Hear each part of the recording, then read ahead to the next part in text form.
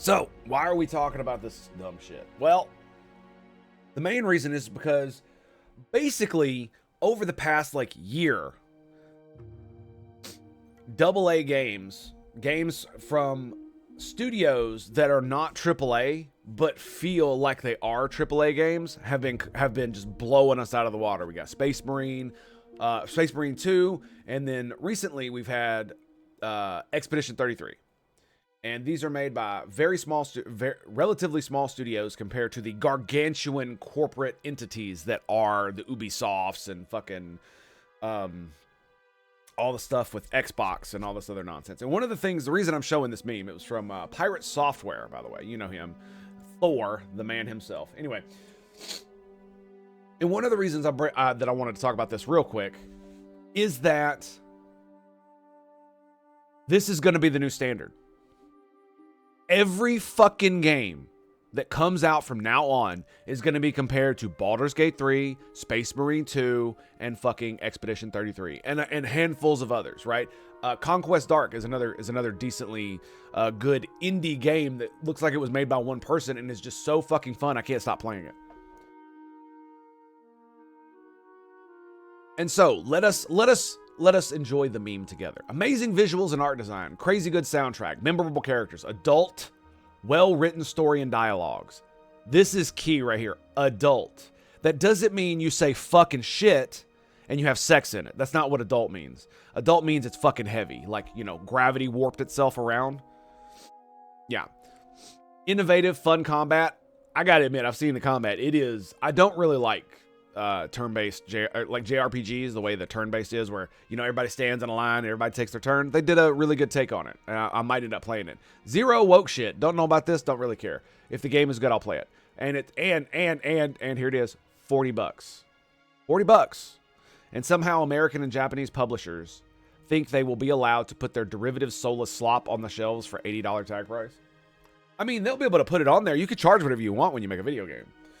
But here's both the good and the bad news. Let's start with the bad news first. The bad news is, yes, they absolutely do believe that they could put their bullshit on shelves for $80 price tag. And unfortunately for all of us, it will still sell. Because there is a vast market of gamers who are just not tapped into any of this shit. You know, they've got, you know, 3 wives, 4 jobs, 12 kids, and they don't have time to listen to all the fucking bullshit that we do. Maybe they occasionally listen to some Endymion or maybe some Asmongold or something for some fucking gaming news. Maybe Pirate Nation or something like that, right? That's about it. That's about it, right? Zero woke shit? I don't think so. Like I said, I don't know. I've only seen I've seen like the beginning of Act 1. And it looks good. It looks real good. But they will be able to put those on the shelves and they will sell. And the reason is because, as I stated, the vast majority of the gaming market is not us. If you see this meme on the internet, you're probably in like the top 5% of gamers. And what I mean by that is like, it's not just a hobby, right? It's more like a lifestyle choice. You don't play games on the side with your boys when you drink beers, you know, after a long week of work. No, this is something that you dedicate time to. And that's why we all understand it. But a lot of these dudes don't. A lot of these dudes just can't. And many gamers nowadays are not actual, like, gamers like used to back in the day, where you're some fucking super ultra mega nerd who's playing Doom on his fucking, you know, on a screen this big with a computer 10 times this size, right? Expedition 33, yeah, I haven't played it yet. It looks a bit like Monster of the Wilds to me. I don't know.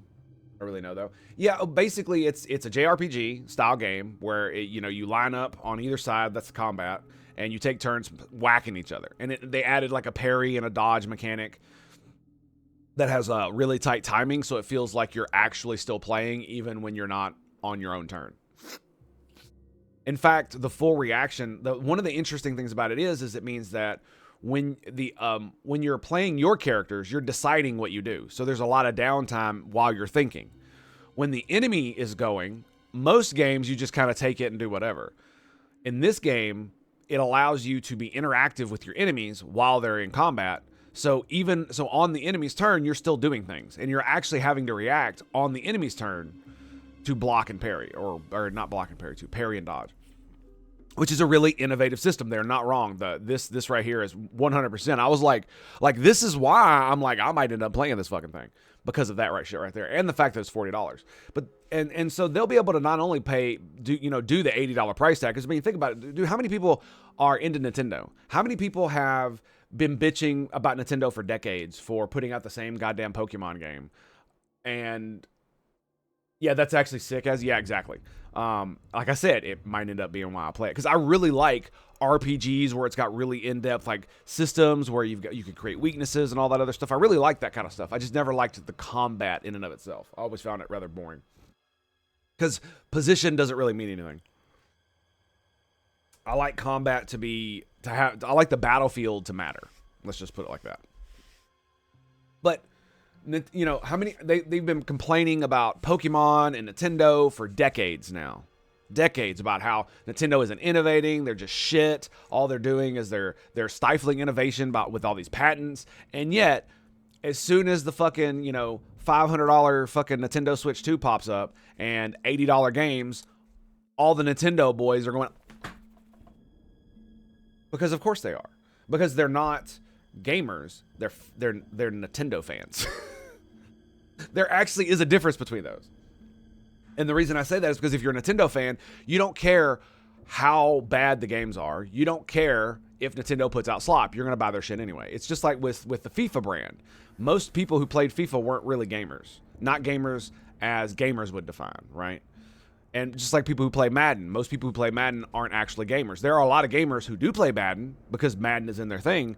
But if most of your video gaming consists of sports games, you're not really interacting with the gaming industry or any of that other stuff, right? It's a bit more nuanced than you're just not a gamer, because it's not really true.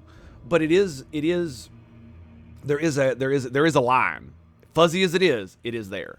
And it's one of the reasons why microtransactions became such a huge hit in a lot of video games, is because they did it to FIFA first. Right? When you get a bunch of dudes who don't know a goddamn thing about video games or any of the other stuff, they don't know anything about the game industry. What they know is they love motherfucking football. Football. They love football. And they must have the football. And so it doesn't matter if you have to pay, $100 for this gigantic, like, rando generated fucking card pack that might have one epic dude in it. Out of all the people that you'd be able to pull out, you're going to do it anyway. Not gamers, Nintendo fans. Yes. I'm basically ragging on them. But let's be real. We've all been there. We've all loved a company so much, or it's not that we love the company. It's that we love the product they make so much that we will look past the bad in the company to enjoy the product. That is what Nintendo fans are doing. And that's fine. But at this point, it's becoming just like, what the fuck? Right? Mario Kart for $80? Like, you got to be out of your goddamn mind. Mario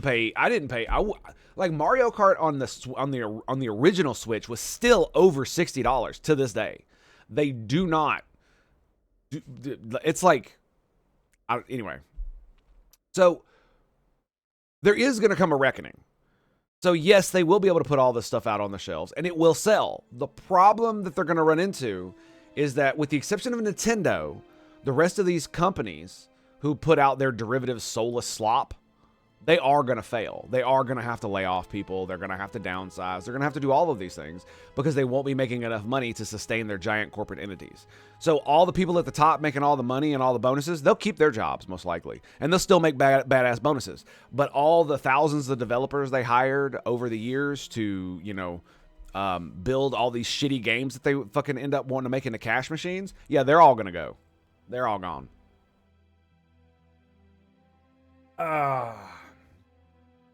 And we're going to have, it's definitely going to be, how should I put this? One of the things that I fear that's going to happen with this specifically, and that it's going to make AAA gaming essentially doomed, is that when the AAA companies start to flounder, what are they going to do? Well, they're probably going to start consolidating even more, right? You've already got the vast majority of old school IPs that are consolidated into like between 3 and 5 companies, right? Like, how many properties does Xbox own? How many properties does Sony own? Right? We are basically entering the era of what entertainment is. You know how Disney is to entertainment, to, you know, your childhood entertainment and Star Wars and all those things? That's what Xbox and Sony are doing to all of these. They're consolidating everything so they can charge you whatever they want. So if you want access to this thing that's part of our culture, that's part of our shared heritage, that's part of our zeitgeist for when we were kids, or even as younger adults, or even as adults, you're going to have to pay a premium price, and you're going to get it the way they want you to have it. And it doesn't matter if they put in the least amount of effort and make it the sloppiest shit you've ever seen, where it's just dripping with absolute asinannery. It doesn't matter, because a lot of people are still going to buy it, and a lot of people are still going to pay for it. The problem is that are they going to make enough money to sustain their gigantic corporate overhead? And that is the real question. And I think I don't know if they can. I don't know if Xbox is going to survive the way they're fucking rolling. Because I was wrong when I said I thought they might be pivoting to this market, right? Where they're going to make a bunch of remakes, they're going to price them at a good price, and then they're going to make bank while Sony and Nintendo are basically like overcharging like hell, right? I thought that's what they were going for. No, that's not what they were doing. Thanks, man. But they're gonna I thought they were gonna pivot to this market, and they didn't. So basically what they did is they spat out Oblivion and put it at a decent price, and they're gonna spit out a bunch of remakes over the next few years. They're gonna be at decent prices. But as we've seen from Xbox announcements, all of their fucking consoles and the rest of their games on their that are coming out are not going to be, the new games are not going to be that well priced. They are. Let me say that a little bit better. The Xbox new system and the games that are going to come out on it are not going to be priced like this. They're not going to be in this bracket. They're going to try to compete with Sony and Nintendo on the $80 bracket, and with, you know, damn near $1,000 freaking consoles. And they're still going to sell. People are still going to buy them, right? Because, you know, every streamer that actually makes money streaming is going to buy and stream these games. Absolutely. That's a very small market, though. And so when we're talking about regular people, how many of them are going to do it? Because where these things really come in is at scale. That's one of the reasons why they used to sell them at such a low price, is because once you hit a certain number of consoles sold, you start making your money back, even if you sold it at a loss for a little while, because you get other things. You know, people buy accessories, people buy more video games, so on and so forth, different versions of your console. There was all kinds of ways that they had to make money off of these consoles, and now they're just charging it straight out. And some of it's probably due to the economic bullshit that's been going on. But like I said, I'm actually surprised that Xbox didn't go the direction I thought they were going to go, because they're losing all their exclusive titles, right? Because they're not going to be exclusive anymore. They're going to put all of their stuff out on every console, and they're trying to get people into the Xbox Game Pass market, where instead of paying $70, $80 for games, maybe that's what it is. That just hit me. So maybe what they're trying to do is they're trying to accelerate the downfall of the AAA gaming thing, and trying to get everybody onto Game Pass. Because if you're on Game Pass, you don't have to pay $80 or $100 to play this stupid fucking game. You have Game Pass, you pay $20 a month. So you get, or $14 a month, you get every game that comes out, and you can play it on day one with all the fucking DLC and all the other stupid shit, right? The only thing you have to buy is all the extra, you know, microtransactions that don't come with any of the fucking DLC or anything like that, right? Because of course. So maybe they are trying to accelerate the industry to get its own, to create the downfall that will allow Xbox to maximize its profits on Game Pass. Because if you want to play Assassin's Creed, if you want to play Halo, if you want to play Destiny, if you want to play any of these games that have established IP status, you're going to have to pay the premium. what I'm curious is how long is that going to last? Because I've basically given up on almost every single franchise that I ever used to like. Because I realized that assholes will simply use my fondness and nostalgia to essentially manipulate me into giving more money than I should to these companies. This is why the microtransaction thing is so big in the EU right now. This is why so many people are upset about the horrible business practices that they're putting out with with the microtransactions, with the FOMO and every system requiring some type of money that you need to just continuously put into the coin-operated machine. At least back in the day, we knew they were making the games hard to get more coins out of you, and all it required was skill. Now there is no skill. Now it's just straight RNG. You put money into the lotto machine, and the lotto machine spits out a digital thing. So, but like I've been saying for the past few days, weeks, probably months, we are in the golden age of gaming. It is only gonna get better from here. All of this bullshit right here, with Xbox, Sony, and Nintendo doing all this shit. Will they make money? Of course they will. But will they make enough? I don't think they will. Not in the way they think they're going to make money, right? And especially because you have stuff like this. Now, what happens when you get Expedition 33 and Baldur's Gate and Cyberpunk and all these other things that are coming out, and they're all on all the consoles too, and they're on PC? And you've got Steam Decks that are cheaper than most consoles. What's going to happen to the gaming market when you can be a middle income gamer, right? And still have good games? I mean, are there games that I'm probably going to buy that are going to be $80? Yeah, I mean, I've paid quite a bit. I paid what, $100 to play fucking Diablo fucking 4 on my birthday, the beta? I mean, I had a lot of fun, and yeah, it was worth it, but it wasn't worth the game. It was worth the experience. But like when Space Marine 2 came out, I didn't pay extra to play it early. I was like, fuck that. I've been down that road.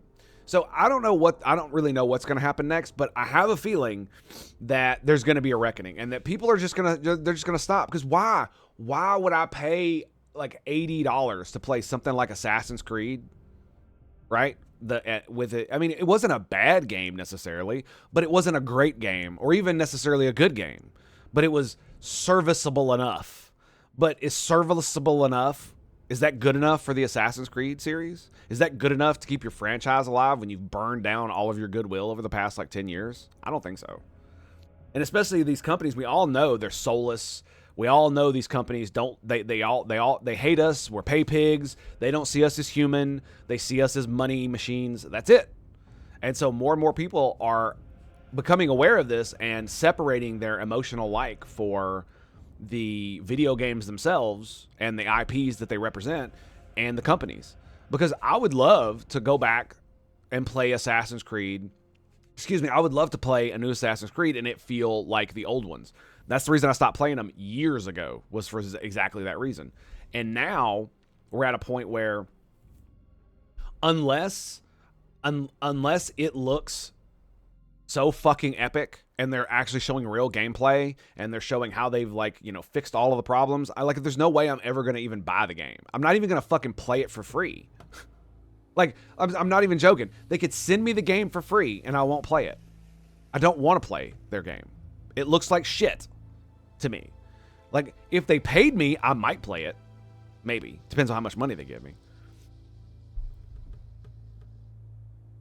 And maybe it's just, and it could be that I'm just becoming a crusty old man, right? And I've learned from my mistakes with StarCraft and World of Warcraft and Warcraft. And so, because I hate Blizzard. Fuck Blizzard.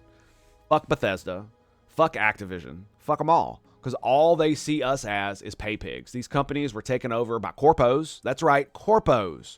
Corpos, you know, the people in that Cyberpunk 2077 completely dehumanizes and makes it a fun game to just roll around and fucking do a murder spree of. Yeah, those guys. Those same guys, yeah, they're running all these companies.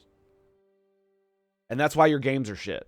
Because Claire Obscure, the game studio, is not run by a giant corporation. It's run by a team of people like you and me who like games and who want to make games. Well, they're better than us because they make really good games, right? So, they're very artistic and very creative. What I mean is they're more like us than they are corpos. What I mean, the soulless entities that wear suits and pretend to be human. Yeah, those guys. And so when you have these studios like Larian Studios make Baldur's Gate, make Divinity Original Sin. I played Divinity Original Sin 1. I played Divinity Original Sin 2. When Baldur's Gate 3 came out, I bought the early access. You want to know why I bought the early access? The moment I saw they were making a Baldur's Gate 3, it's not because it was Baldur's Gate 3. When I first saw it, I was like, I don't know, man. It looks kind of just like Divinity Original Sin. Is it Divinity Original Sin 3 with Baldur's Gate? And then I saw more gameplay, and I saw how they talk and the choices and the dice rolls, and I was like, all right, I'm in. They caught me. They got me. Because I knew they could make a good game, right? I knew that Larian Studios could make a good game. Divinity Original Sin 2 was a great game. Great game. I would say that game was near masterpiece level of RPG-ness. It's really, really good in its own universe, separated from everything else, with a really fucking epic story, multiple different storylines and endings, multiple different ways to play. What a great concept. And then they took all of their knowledge for that and they put it into Baldur's Gate 3, and that's why Baldur's Gate 3 fucking exploded. So you had the D&D fucking franchise and then Larian Studios making it, and they poured their heart and soul into it, and you can just fucking tell. You can just tell. I mean, it oozes out of every orifice of the game that the love that they put into it, right? And you can kind of see that in Claire Obscure. What I've seen of it is it's a gorgeous game. It's not just that it's high fidelity and it looks really good. No. The art style is amazing. It's immaculate. These just watching the combat menus, you can tell these guys love JRPGs. You can tell because every part of the experience just oozes freaking love and appreciation for the art itself and the people who are going to play it, right? Because you want your world and your game to be visually appealing, not just because it'll sell more, but because you want your customers to enjoy it. And that's the problem with a lot of these corpo motherfuckers is they don't give a fuck if you enjoy their games. They only care about making money. And when you only care about making money, that's what you focus on. And when you focus on only making money, you don't give a fuck about the end user experience. So when you have all of these motherfucking devs coming up like, oh, I worked so hard on Assassin's Creed. Why do you have to shit all over it? Motherfucker, nobody gives a fuck how hard you work to dig a ditch. They only care that you dig the fucking ditch. So if you do it by yourself with a wooden shovel, that's on you, buddy. That's on you. Or you could go rent a fucking backhoe and get it done in 5 minutes. Right? So if you make a game and you work really hard and it's shit, that's not my fucking problem. That's a you problem.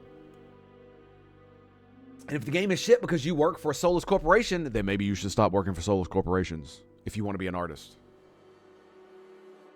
You ever think about that? Anyway, yeah, it's definitely going to be one of these things where not only are the corpos gonna continue to do horrible practices to get as much money out, because the thing about it is they don't want to make good games. They don't want to build capital in their customer base. They don't care about any of that stuff. See, because what you would do is that if you were smart, you would say, okay, this is what we do.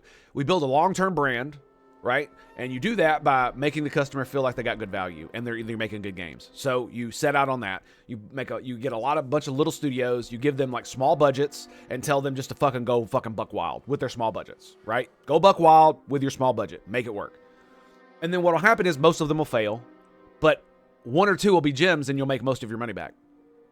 And that builds brand loyalty, right? That builds IP loyalty, brand loyalty. That builds all these things. But that takes a fucking decade.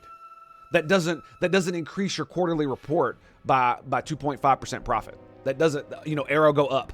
Arrow go up. That's what it always has to be. Arrow go up. So if arrow goes down, you get fired.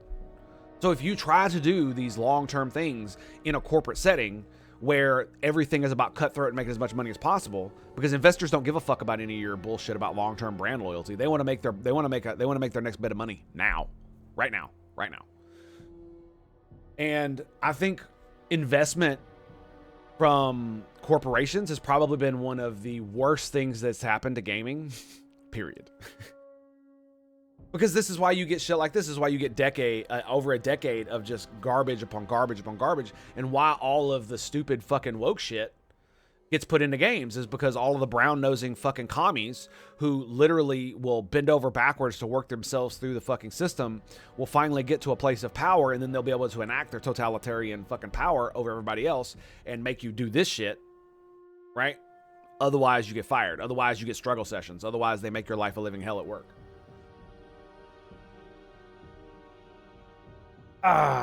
So yeah.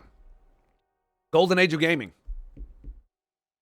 And it looks like we're going to leave Xbox, PlayStation, and Nintendo behind. And you know what? Good. They deserve it. Nintendo especially. Because they have been for too long too comfortable in just printing money from their Nintendos. And unfortunately, they're probably the only company that's not going to learn anything from this. Especially the Pal World thing. Like, I really wish that we could get some like litigation here in the United States over this. But unfortunately, you know, Japanese companies are going to do their Japanese thing. So, because it really bothers me that they're able to, you know, sue them over game mechanics. Like, we should really make it a thing where you can't do that. Where you can't do that at all. That's just bullshit. Alrighty, boys. So we're going to hop right in here to some good. I wanted to fucking roll with this. Like this right here. This is what I have passion about. And the reason I have passion about this is because I remember what it was like to play StarCraft and Warcraft and all the old games I played when I was a kid. And I remember how cool these studios were and how awesome it was that there were actually companies that made something that not only that I liked, but that cared about me, the user, enough to make the experience amazing. They wanted the customer to feel immersed in their world and lost in all this other stuff. So, because that's the way you build. Like, why do you think Blizzard has been able to basically hoodwink people for over a decade with their bullshit in WoW? It's because of brand loyalty. It's because people remember what StarCraft and Warcraft used to be, and they're still making money off that. And it blows my mind that corpos can't understand this or don't want to hear the fact that you will make more money in the long run, year over year, if you do these brand loyalty things. If you give your end user a great experience and good memories, they will love you forever. They will give you their money willingly. Over and over and over again. They will buy your stupid cheap plastic shit. They will buy your memorabilia. All you have to do is make sure that the customer doesn't feel as if you're being taken advantage of. That's it. That's all you got to do. As long as they feel like they're not being taken advantage of, then it won't matter. Even if you are taking advantage of them.